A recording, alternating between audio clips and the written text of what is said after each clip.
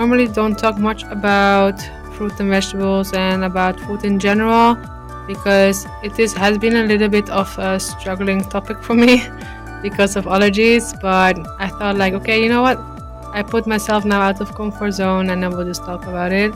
Then maybe then people will also know why I'm skinny at the moment, but I'm working on gaining weight. But it takes time, not only for gaining weight, because yeah, I've been eating more but still I haven't gained weight, but it's also because it's like improving health lifestyle choices with a lot of things that, yeah, adding a lot of fruit and vegetables is for me really good.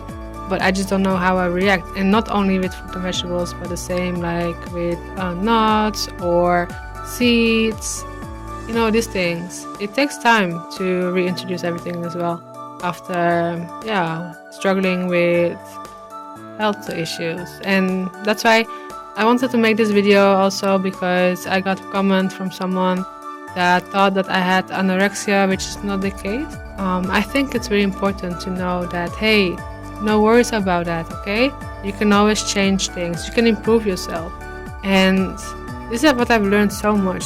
I try not to control my weight, because if I would every time check my weight, I wouldn't feel happy. That's why I think now more about, okay, now as I'm introducing foods again more and more, and I will eat more, then my weight will come back in a way. I have now underweight, but I don't want to focus on that, because if I would focus the whole time only about my underweight, it's negative.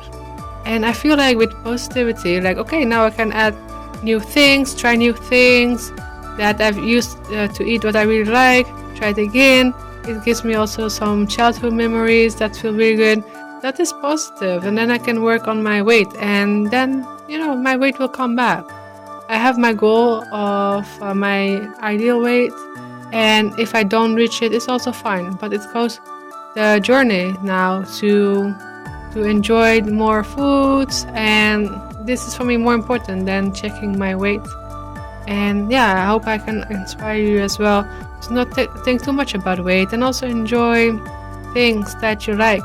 But now I'm like, you know what, I can also enjoy what I want, and not only eating healthy, but also chocolate or other things as well, because yeah, I'm not going to restrict myself either. I feel like if I would restrict myself and say, oh, I cannot eat chocolate and other things, it will make things only worse. So that's why I also every day I want to enjoy also chocolate or candy or cookies, but with moderation. And same that I also enjoy vegetables. Like now this chicories, I had to get used to taste, but yeah, I still start to enjoy it even more. And the same, like, I really like vegetables like broccoli or Brussels sprouts. Maybe sounds weird, but I like them. I'm already happy with the food that I can eat, and enjoy them more as I can. The same with fruits like strawberries or, banana or lemon, this type of things. I really enjoy them. They taste good, like mango as well. It tastes really sweet. I like it, and it also has a lot of vitamins in it. So the tip is to start with small portions. I like bread, and I made like this. For me, it's exciting to try new things with, for example, with bread, because I like bread. So then I can eat bread with vegetables.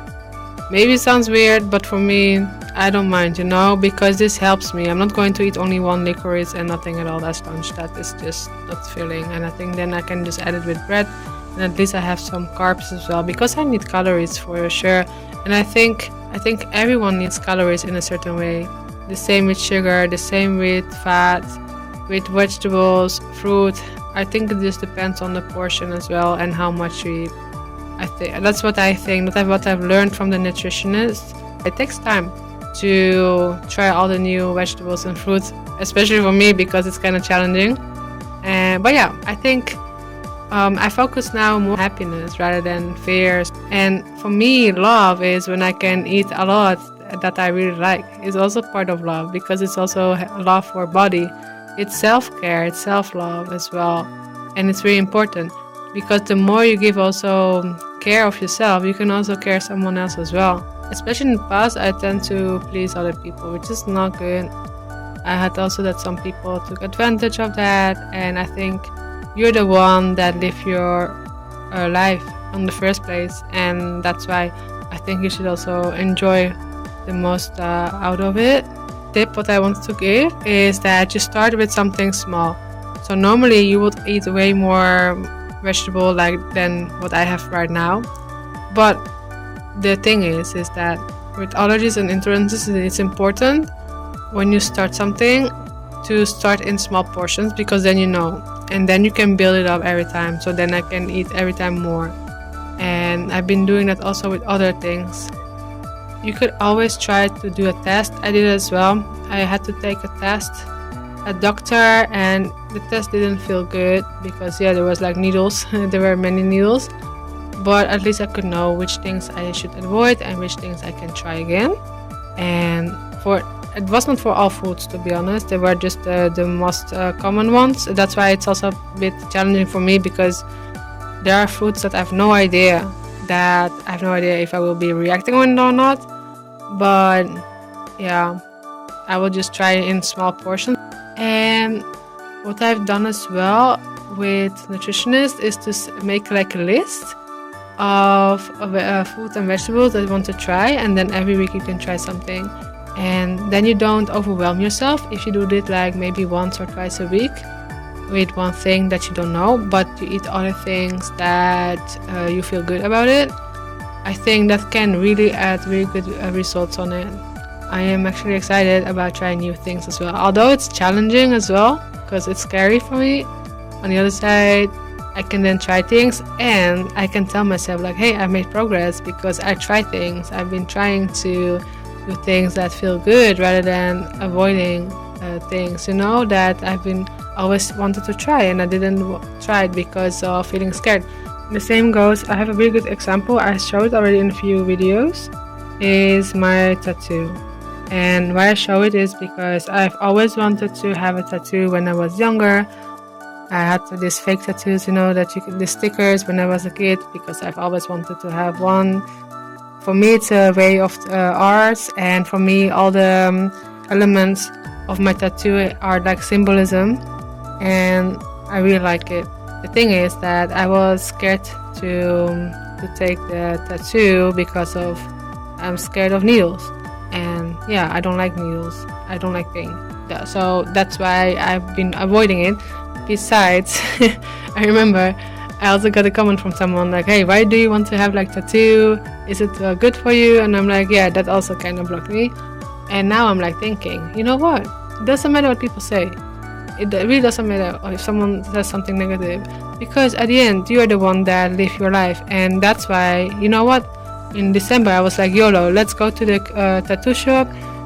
Before I went there, I sent a message about it. So they were aware of my fear of needles.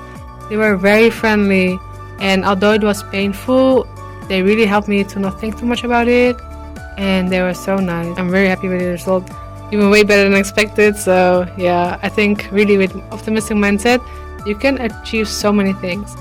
And when I say optimistic mindset, is being both positive and realistic, because in the past, what happened to me is that as I was really like dreamy and positive, I was like, too dreamy and not realistic, or like running away from things that didn't feel good to me.